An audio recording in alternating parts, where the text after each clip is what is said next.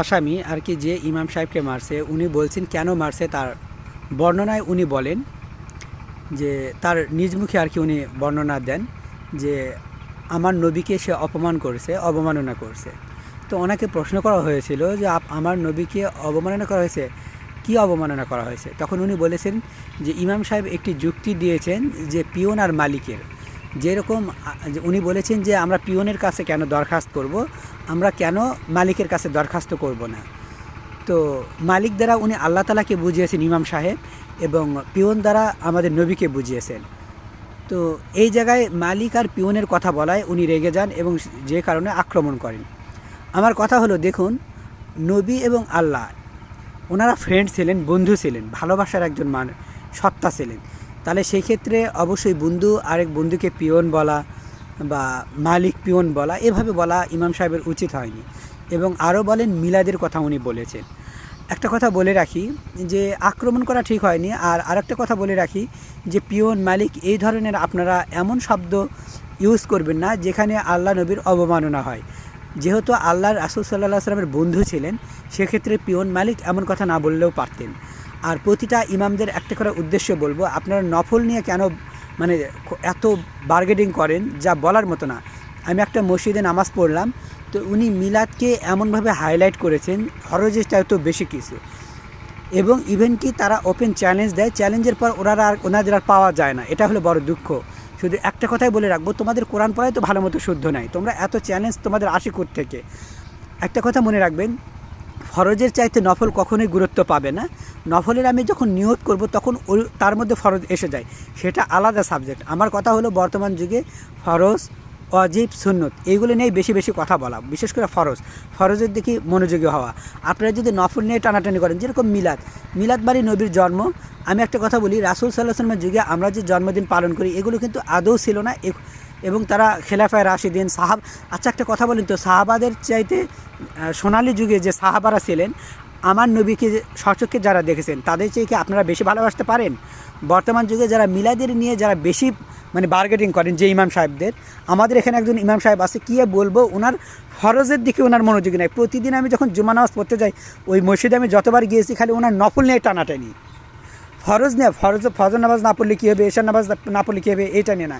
ওনার শুধু শবে বরাত, শবে কদর, রাসূলের মিলাদ, এই নিয়ে মানে কী যে একটা অবস্থা, মানে যুদ্ধ লাগিয়ে দিবে এরকম অবস্থা। আরে ভাই, রাসূলের যুগে তো জন্মদিন পালন করা ছিল না। কোনো সাহাবা আমার নবীর জন্মদিন কিন্তু কেউ পালন করেনি। তাহলে সাহাবাদের চাইতে নিশ্চয়ই আমরা বেশি ভালোবাসবো না? আপনি যতই দলিল দেন, যতই কিছু বলেন, সাহাবিদের চেয়ে আমরা যে বেশি ভালোবাসবো না, এটা অনেক প্রমাণ আছে। সাহাবারা হলো আল্লাহ রাসূল সাল্লাল্লাহু আলাইহি সাল্লামকে প্রাণ দিয়ে ভালোবাসতেন, বুঝতে পারছেন? আমরা তো মুখে ভালোবাসি, প্রাণ দিয়ে না। তখন আল্লাহ রাসূল সাল্লাল্লাহু আলাইহি ওয়াসাল্লাম যখন জন্মদিন পালন করেনি, নিষিদ্ধ, সাহাবারা যখন পালন করেনি, খেলাফায় রাশিদিন যারা রয়েছে তারাও পালন করেনি। বর্তমান যুগে যারা আলেমরা রয়েছে, মুফতি সাহেব রয়েছে, তারাও কিন্তু এটা পালন করে না। আমি দেখছি কিছু আলিয়ার হুজুর টাইপ যারা রয়েছে তারাই শুধু এইগুলি নিয়ে বার্গেনিং করে। আর একটা কথা বলে রাখি, দেখুন, আমরা যা কিছু চাইবো একমাত্র আল্লাহ তাআলার কাছে চাইবো, এটা তো আমাদের নবী আমাদেরকে শিখিয়েছেন। হ্যাঁ, আমরা এটা বলতে পারি যে হে মালিক, আমার নবীর ওসিলায় তুমি আমার এই দোয়াটা কবুল করো, বুঝতে পারছেন? মালিক কিন্তু আমাদের আল্লাহ, কারণ আল্লাহর মালিক ওই রাসূল সাল্লাল্লাহু আলাইহি সাল্লাম, আমাদের নবীরও মালিক আল্লাহ, আমাদেরও মালিক আল্লাহ। পৃথিবীর যত এই সৃষ্টিকুল রয়েছে, জিনিস রয়েছে, সমস্ত কিছুর মালিক একমাত্র আল্লাহ। আমরা যা কিছু চাইবো আল্লাহ তাআলার কাছে চাইবো, এবং সেই সাথে আমরা এভাবে বলতে পারি যে হে আল্লাহ, তোমার বন্ধু আমার নবীর ওসিলায় তুমি এই দোয়াটা কবুল করো। সুন্দর একটা কথা। তা না বলে আপনারা পিয়ন, মালিক, এগুলো কি? ওনারা বন্ধু ছিলেন, এক কথাই মনে রাখবেন, ওনারা কিন্তু বন্ধু ছিলেন। সেখানে পিয়ন, মালিক এমন কথা বলা ঠিক হয়নি। আর একটা কথা বলে রাখি, আমাদের দেশে আমি মনে করি যে যারা আমাদের নবীকে নিয়ে, আল্লাহকে নিয়ে, কোরআনকে নিয়ে, ইসলাম ধর্ম নিয়ে কটূক্তি করে তাদের ফাঁসি দাবি করা উচিত, কারণ যাতে করে আর এরকম ভবিষ্যতে না হয়।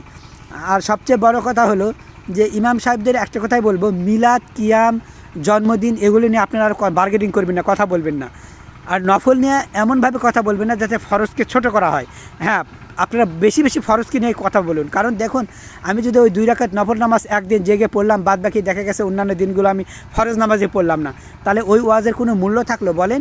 হ্যাঁ, আপনারা নফল আপনারা বলবেন অপশনালভাবে, মানে এমনভাবে বলবেন যাতে কেউ মানলেও সমস্যা নয়, না মানলেও কোনো অসুবিধা নয়। কারণ আপনাকে কিন্তু নফল নিয়ে আপনাকে প্রশ্ন করা হবে না।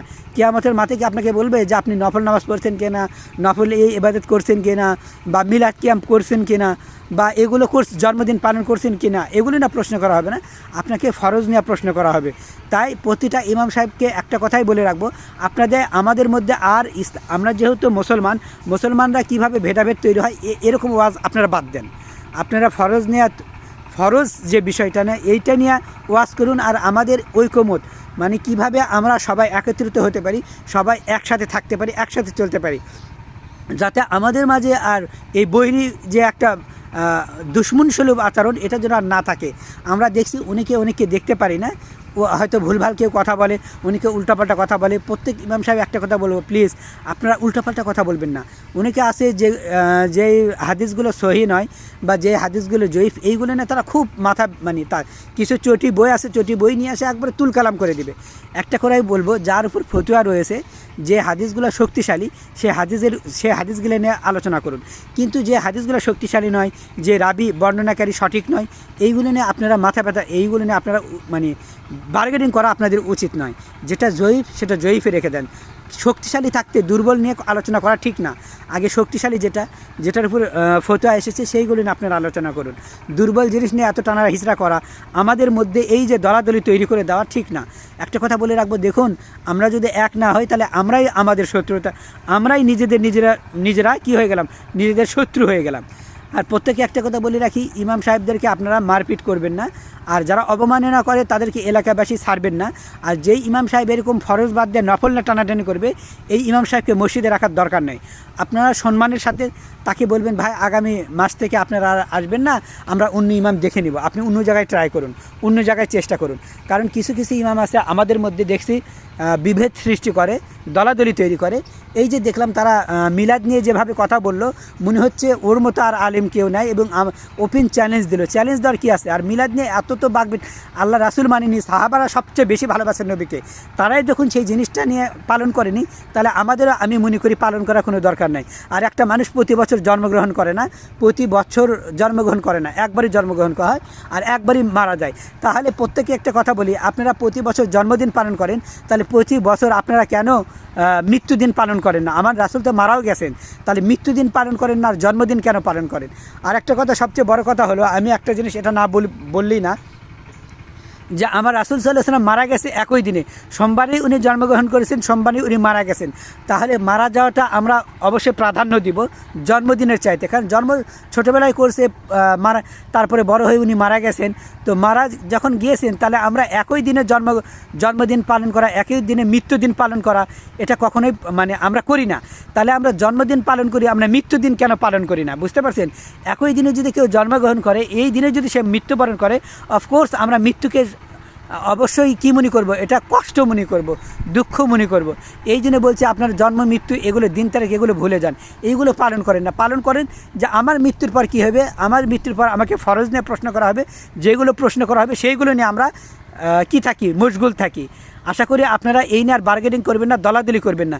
যেই ইমামরা এই দলাদলি করে বার্গেনিং করে, তাদেরকে মসজিদে রাখার দরকার নেই। আমি মনে করি তাদেরকে আপনারা কি করবেন, ওই সম্মানের সহিত বিদায় দিয়ে দেন, অন্য ইমাম নিয়ে আসেন, আর কওমি ইমাম নিয়ে আসবেন। কওমি ইমামরা দলাদলি এগুলো পছন্দ করেন না।